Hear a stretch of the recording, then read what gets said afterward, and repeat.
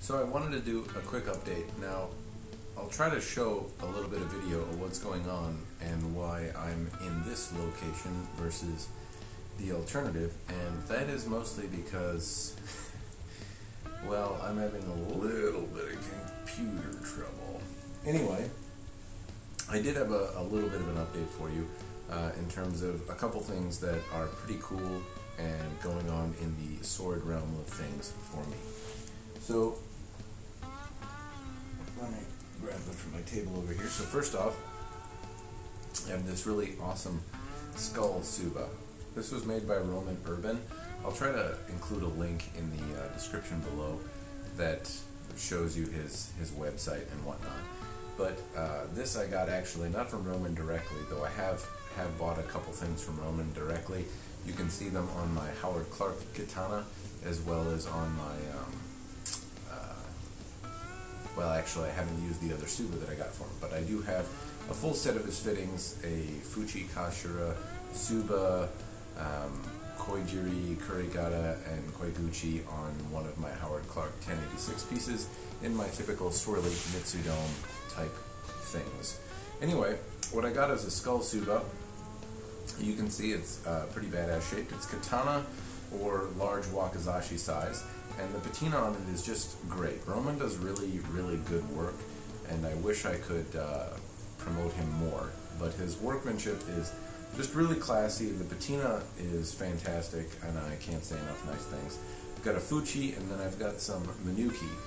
The Fuchi and Tsuba were made by Roman. The Minuki were made by Yamato Badogidu, or I'm not sure exactly what it is, honestly, but Yamato Bogdu, something like that. They'll go together pretty well, especially if I can get like a silver Tsuba or a silver habaki going on the blade that I put it on, and I think it'll look pretty snazzy. There's no kashura though, so I can't remember what the style is, but there's a style where you use a metal fuchi and a horn kashura, and the name of the style is escaping me, but that is a reasonably okay thing to do, and that's what this set was intended to do, is use this or this. I'm not sure if I'm going to do that though, or if I'm going to contact Roman and maybe have him make me a kashura in the same patina. The risk that you run when the fuchi is done at a different time than the kashura though is that the patina might look different, and it can be very subtle. I mean, your eyes can see very subtle differences in color. I'm sure it'll be close enough, and Roman probably has a process down where it'll come approximately close, but I'm always a little leery about buying a kashura later than a fuchi because the patina might be slightly different. There could be a slightly mix in the chemicals that are used to patina. It could be a slightly different base metal that's used. There's a number of things that frankly I don't understand that could happen that could result in a mildly different shade that's discernible to the eye and therefore detracts from the presentation of the katana, which is what I'm primarily concerned about. So I'm not sure what I'm going to do with it yet, but either horn kashura or ordering a kashura from Roman are kind of on the table for me. But frankly, I don't have a blade to put it on yet, so I don't know. I don't know what I'm going to do. The next bit of fun katana news that I have for you in terms of stuff that I've gotten is this lovely piece right here. This is a Chris Cutlery KC-29-2. Now, I'll try to show you some photos of a blade that I did have at one point, and they are, if I'm video editing correctly, right here, maybe. I don't know. Hopefully I got the photos up by now. What I will say though is I've had 3 or 4 Chris Cutlery KC-29 blades, and I've had one with a Bohi, except for this one. This is the second blade with a Bohi that I've had from that 5160 or 6150 or whatever the blade profile is that they used before they changed around a little bit. This is one that I believe was made in the Philippines. Has a pretty distinct shape. There's a little bit of koshi sori, which means the bend in the blade is primarily near the base of the blade versus kind of in the middle or toward the end. But most katana have their bend kind of in the middle, and this one you can hopefully if the angle is correct, you can maybe see that a lot of the bend kind of happens near the base of the blade. It has a Bohi. The Bohi's kind of weird looking for anything. It's pretty unique. And the blade feels tip heavy, but there's something charismatic about this blade. And I had a blade, as I hopefully showed you in the photos earlier, that had a slightly longer and modified leather Ito Suka, but was a very similar construction blade. And I love the way it feels. This one, it's been years since I've held that blade, and that blade is one of the few that I regret selling because it felt really amazing in the hand. This one is not quite the same. It doesn't feel as good. It doesn't give me the same sense of majesty and awe that I had before, but it is a very comfortable and fun nostalgic reminder of a blade that I really liked, and I'm glad that I got it. And there's something that I really like about Chris Cutlery's blades, and that is just a simple Fuchi Kashira Tsuba. There's not a lot of dolling up. There's no embellishments or gaudiness to it. They're pretty simple blued fittings.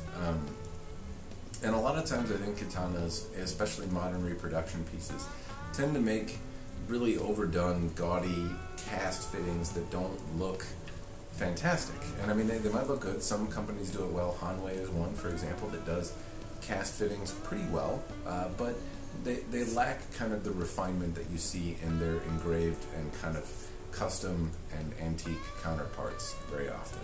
And so doing something very simple and plain like this, I think, is a preferable alternative to me in terms of how it looks.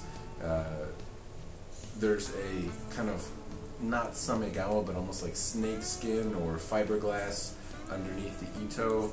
The Makugi is made of what looks like a hardwood, maybe even kamagong type wood, and it has kind of a nice semi-wasted type look to the handle. The Tsuba, or not the Tsuba, the saya is also very thick.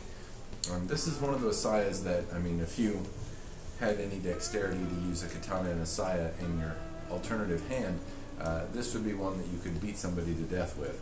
That's not necessarily the thing I prefer, but there is a metal koiguchi and koijiri on the end, as well as a horn kurigata, and that's the metal piece kind of on the mouth, as well as a metal piece kind of towards the end, and then a horn piece for where the sageo or the cord ties on. The thing that's important about this is, you know, if you're drawing, a metal piece is less likely to break, and therefore you may be less likely to cut your hand.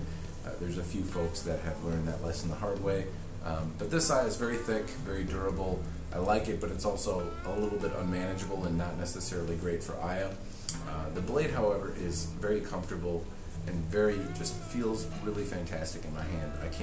I really like it. There is one other thing that I guess I would note about these blades as I'm on the subject of talking about them, and that is how similar they look to traditional Filipino weapons, TFW's katana. If you look at TFW's katana, I did a review in my drunken state. Speaking of drunken state, I'm going to drink some of my weird looking beer. And TFW's blades look remarkably similar, and I don't necessarily know the whole reason as to why, frankly. The Tsuba fittings, the kind of snake or fiberglass looking skin underneath the Ito, the shape of the handle, the shape of the blade, the material of the blade, how the blade looks. This one is a Bohi. The TFW blades often do not. But in the TFW blades that I have seen and reviewed, as well as the Chris Cutlery blades, there are some pretty remarkable similarities between the two, with one very discernible difference, that when these were around, they're around $250 to $300, and TFWs are a little bit more. Don't take that as me saying that they are not worth it, though. I think the TFW blade is pretty fucking awesome, and I think that this blade is pretty fucking awesome. If you can get it for less, of course, great. But TFWs look very, very similar. I'm guessing that they're made by the same forge or a similar forge or some forge that studied in some other location, but I can't tell you who was first to the market. I don't know the whole story, but I will say that it is definitely a 6 1/2 dozen of the other type analogy, where this blade looks very, very similar, if not the exact same, to one that you would see from traditional Filipino weapons. If there are any differences, it's going to be in the manuki that are used, possibly, you know, whether the habaki has the same, or the Tsuba has the same holes in it, but the Tsuba material, the shape, the fuchikashira shape, the suka shape, the blade shape, everything else is extremely similar to what you would get from TFW. As I'm aware, though, these blades may not be available at Chris Cutlery anymore. I don't know if the forge changed or exactly what happened there, but they used to be around as one of the kind of durable beater legendary blades of old. That was a really good deal when you could get it for $250, $300. Still, if you can acquire one at traditional Filipino weapons that's very similar, I'd say it's worth the $400 or $500 investment. This is a pretty awesome blade, and the reason I really like this one, though, is that it has a Bohi, and this is only the second Chris Cutlery katana in 29 inches that I've had with a Bohi. The way they do it, the way it balances, it feels really great, and it's a sense of nostalgia almost for me to have one again.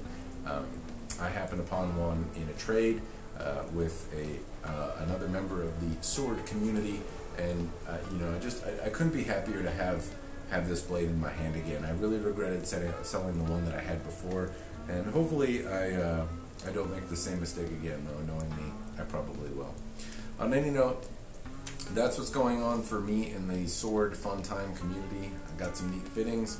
I've got this sword in the mail recently, and hopefully I have some cool projects and other fun stuff going on in the not too distant future.